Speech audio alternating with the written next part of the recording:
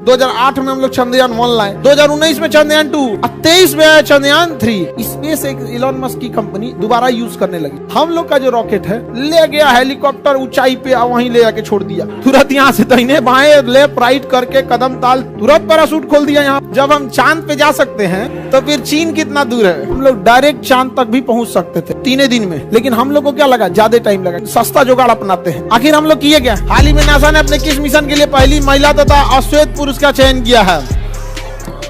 Artemis 2 ये चंद्रमा पर जाएगा। ये मिशन कहां जाएगा? चंद्रमा पर। नासा के पास पैसा की कोई कमी नहीं है। हम लोग क्या पैसा का कमी हो जाता है, वरना देखिए हम लोग में 2008 में हम लोग चंद्रयान 1 लाए, 2010-12 में 2 ले आना चाहिए, 13-14 में लेके आना चाहिए चंद्रयान 3। इतना लंबा गैप होता है जी, 15 साल का गैप। आप खुद सोचिए, 15 साल का गैप होता है। 2008 में चंद्रयान 1 जबकि सक्सेस हो गया था, 2019 में चंद्रयान 2, 23 में आया चंद्रयान 3। खैर ये तो जल्दी आ गया। चंद्रयान 2 और 3 में दिक्कत उतना नहीं हुआ, लेकिन चंद्रयान 1 और 2 के बीच में 10 साल का गैप। सोचिए 10 साल का गैप होना चाहिए जी। जितना जल्दी एग्रेसिव रहिएगा उतना फायदा होगा। जो आगे निकल गया वही रूल करेगा। अंतरिक्ष में जो आगे निकल गया वही रूल करेगा। देखिए रॉकेट जो होते हैं ना, वो महंगे इसलिए हो जाते हैं कि वो लौट के नहीं आते हैं। सपोज कीजिए आप एक हवाई जहाज से पटना से दिल्ली जा रहे हैं, लेकिन वो हवाई जहाज बस एक ही बार यूज हो सकता है। आप अंदाजा लगाइए किराया कितना महंगा होगा। वो बार बार यूज होता है, दिन भर में 5 शहर की कम से कम उड़ान भरता है। दिल्ली से उड़ के आता है पटना, फिर वापस पटना से जाता है दिल्ली, दिल्ली से चल गया कोलकाता, कोलकाता से वापस आया पटना, पटना से फिर गया दिल्ली, साफ सफाई हुआ, तनी आराम किया, फिर उसको रख दिया यहाँ पर। इस वजह से किराया सस्ता पड़ता है, क्योंकि हम उसका रीयूज कर लेते हैं। अगर दोबारा यूज नहीं करते तो कोई भी चीज महंगी ही आती है। रॉकेट के साथ भी यही होता है, एक बार हम सैटेलाइट में छोड़ देते हैं तो दोबारा हम यूज नहीं कर पाते।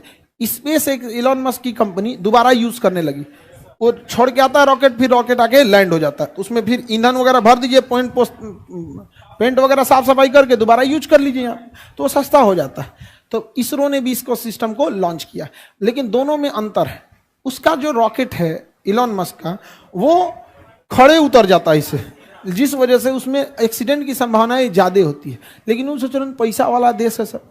हम लोग का जो रॉकेट है, वो रॉकेट को ऐसे छोड़ देगा अंतरिक्ष में, उसके ऊपर सैटेलाइट लगा दिया जाता है, जाएगा अंतरिक्ष में, छोड़ देगा, और छोड़ने के बाद वो 2 पार्ट में होगा। एक पार्ट अंतरिक्ष में चला जाएगा, वो तो खराब होना ही होना है, और जो नीचे वाला पार्ट है वो छोड़ने के बाद वापस आएगा और जहाज की तरह क्या होगा, लैंड करेगा। ऑटोमेटिक जहाज की तरह क्या होगा, लैंड करेगा रनवे पर। तो कर्नाटक के चित्रदुर्ग एयरबेस पर वायुसेना को बुलाया गया और डीआरडीओ ने कहा कि देखिए हमें कोई धोधड़ मशीन बनाए हैं, ये क्या है आपको मतलब नहीं है, इसको अपने हेलीकॉप्टर में टान लीजिए और ले जाकर अंतरिक्ष में हवा में उड़ाइए और कहीं ले जाकर छोड़ दीजिए। ले गया हेलीकॉप्टर ऊंचाई पे और वहीं ले जाके छोड़ दिया। पूछ रहा है कि टूटे फूटेगा नहीं, तो कह रहा है अरे आप छोड़िए ना जी, टूटे फूटेगा नहीं। जैसे उसको छोड़ा गया हवा में होगा, उसका सेंसर ने भांप लिया, तुरंत विंग्स उसका निकल गया बाहर। विंग्स क्या हो गया, बाहर निकल गया। उसका ऑटो पायलट तुरंत जीपीएस से कनेक्ट हो गया कि हमको जाना कहाँ है, उसको बता दिया गया था, पहले ही गूगल मैप दे दिया गया था, इधर मुड़ो। उसका मुंह वो पट्टी करके छोड़ी थी इसरो एयरफोर्स, तुरंत घूम गया, उन्हें नहीं जी इन्हें जाना है यहाँ पे, तुरंत यहाँ से दाहिने बाएं लेफ्ट राइट करके कदम ताल चाल धीमा करके एयरपोर्ट से लाइन अप कर लिया और अपना चक्का बाहर निकाल दिया और उतर गया एयरपोर्ट पर। एयरपोर्ट पे उतरा तो इसका स्पीड बहुत ज्यादा था, देखा कि अरे बाप रे, तो हम हिल जाएंगे एयरपोर्ट के आगे, थुथुर लड़ जाएगा मेरा। दाएं से पिछवाए को पैराशूट खोल दिया, तुरंत पैराशूट खोल दिया यहाँ पे और उतर गया, पूरा सक्सेस हो गया हम लोग का। तो हम लोग के रीयूजेबल रॉकेट में एक्सीडेंट की संभावनाएं कम है। समझ में आ गया कि नहीं आ गया? तो देखिए जरूरत के हिसाब से हम लोग के पास क्या है ना, कि अगर ज्यादा पैसा लॉस होगा ना, तो फिर जो मंत्रिमंडल है या जो सरकार है, वो इसरो को लगेगा कि अरे यार इस पे पैसा बहुत बर्बाद हो रहा है, तो वो लोग भी उसी हिसाब से सोचते हैं। समझ में आ गया कि नहीं आ गया? तो किसके सहयोग से हुआ है? एयरफोर्स ने चिनूक हेलीकॉप्टर में लादा और टांग गिरा दिया उसको। एयरफोर्स वाला परेशान थे, कौन सी गिरवा रहा है हमसे, लेकिन बाद में क्या हो गया, सक्सेस हो गया यहाँ पर। समझ में आ गया? तो अब देखिए इसरो है, ये रॉकेट किसका है? इसरो का। हथियार बनाती है डीआरडीओ, और लॉन्चिंग के लिए किसे बुलाइए? एयरफोर्स। किसे? एयरफोर्स। समझ में आ गया कि नहीं? इंटीग्रेटेड होते हैं सब। तो आप ये मत समझिएगा कि अंतरिक्ष कार्यक्रम सेना के काम में नहीं आएगा। अंतरिक्ष में वही रॉकेट होता है जो सीधा जाता है, क्या दिक्कत है, उसको टेढ़ा कर देंगे चल जाएगा कहीं और नहीं समझ आया? अरे जो अंतरिक्ष में जा सकता है बगल में जाने में क्या दिक्कत है? जब हम चांद पे जा सकते हैं तो फिर चीन कितना दूर है? समझ में आ गई नहीं गया? क्रायोनिक इंजन बहुत -250 डिग्री सेल्सियस पे काम करते हैं, -250 डिग्री सेल्सियस पे। तो जो बहुत कम टेम्परेचर पे काम करता है क्रायोनिक इंजन कहलाता है। क्रायोनिक इंजन बहुत पावरफुल होता है। क्रायोनिक इंजन क्या होता है? बहुत पावरफुल होता है, रॉकेट को डायरेक्ट छोड़ देता है। अगर हम क्रायोनिक इंजन लगाते हैं तो हम लोग डायरेक्ट चांद तक भी पहुंच सकते थे, डायरेक्ट 3 दिन में। जैसे ये गया था ना नील आर्मस्ट्रांग, डायरेक्ट भी पहुंच सकते थे। लेकिन हम लोग को क्या लगा, ज्यादा टाइम लगा, क्योंकि हम लोग ना मतलब सस्ता जुगाड़ अपनाते हैं। जैसे मान के चलिए कोई रस्सी फेंकना है तो देखिएगा ना, रस्सी में 10 मीटर का रस्सी है और मैं एगो ढेला बांध लिए, आप पहले नचाएंगे, फिर ढेलवा को थोड़ा लंबा करेंगे, रस्सिया छोड़ेंगे, ले बाहुबली वाला ले ले ले ले जाए।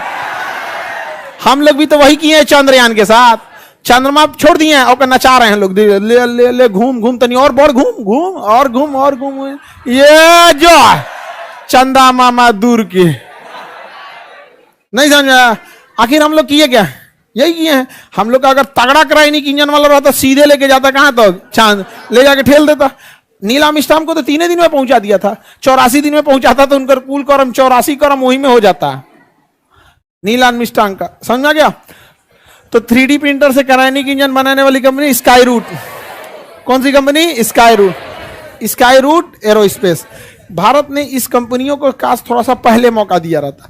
ये कंपनी आज बहुत आगे निकल गई रहती सब। अभी भारत सरकार पूरी दुनिया में सबसे ज्यादा हम लोग ड्रोन आयात कर रहे हैं। ब्याह तक में भी ड्रोन, जो दुल्हा का परछावना रिकॉर्ड कर रहा है, वो भी हम लोग चाइना से मंगा रहे हैं। बताइए, ये इस देश के लिए दुर्भाग्य। जहां IIT जैसे विश्व प्रसिद्ध संस्था है, वहां पे ड्रोन, ब्याह वाला ड्रोन कहां से आ रहा है? चाइना से आ रहा है। अरे उसमें कौन चीज जाता है? 4 को पंखी लगा के वो कैमरा लगा दो यहाँ पे, बहुत बड़ा चीज तो नहीं जाता है वहां पे ना। उसमें आदमी बैठना है कि इतना रिस्क लेना है? आदमी बैठता तब ना उसका टेस्टिंग होना चाहिए, साफ मौसम में कैसा है, गर्म मौसम में कैसा है, बर्फबारी में कैसा है, तूफान में। अरे उसमें कौन चीज है? उसका तूफान तो अभी आने वाला है। नहीं समझे? ब्याह में जिसका शादी हो रहा है तो दूल्हा का तूफान अभी आया कहां है? अभी तो तूफान के पहले का सन्नाटा है, उसके बाद उसमें क्या आएगा? तूफान आएगा। आप लोग को तूफान कोई दिक्कत? आप लोग भी कहीं ना कहीं का संकट है? अरे संकट नहीं है, कोई दिक्कत? हाँ जी, लीगल है, ड्रोन इंडिया में लीगल है। आगे बढ़ जाएं तो इस कौन सी कंपनी बना रही है? Sky root. स्काई रूट बना रही है। कौन सी बना रही है? Sky root. छोटा पावर का है, इंजन का नाम है धवन 2, 3.5 किलो न्यूटन का थ्रस्ट उत्पन्न कर रहा है। अभी बहुत ज्यादा पावरफुल नहीं है, लेकिन देखिए एक बार जब आपकी टेक्नोलॉजी सक्सेस हो जाती है ना, तो पावर बढ़ाना तो अपने हाथ में। नहीं समझे? एक बार अगर हमारी टेक्नोलॉजी सक्सेस हो गई तो पावर बढ़ाना घटाना तो अपने हाथ में। एक बार अगर आपको पता चल गया ट्रक का इंजन कैसे बनता है, तो फिर धीरे धीरे धीरे धीरे छोट से बड़का बड़का। पहले देखिए हम लोग के यहाँ ट्रक कैसा आता था, गुंडा उंडा चलाता था, ऐसे पिछवा ड्राइवर रहता था, अगवा इसे निकल रहता था, देखे? हाँ, गदर फिल्म वाला। तो धीरे धीरे बढ़ गया पावर। ऑप्शन बोलिए इसमें सी।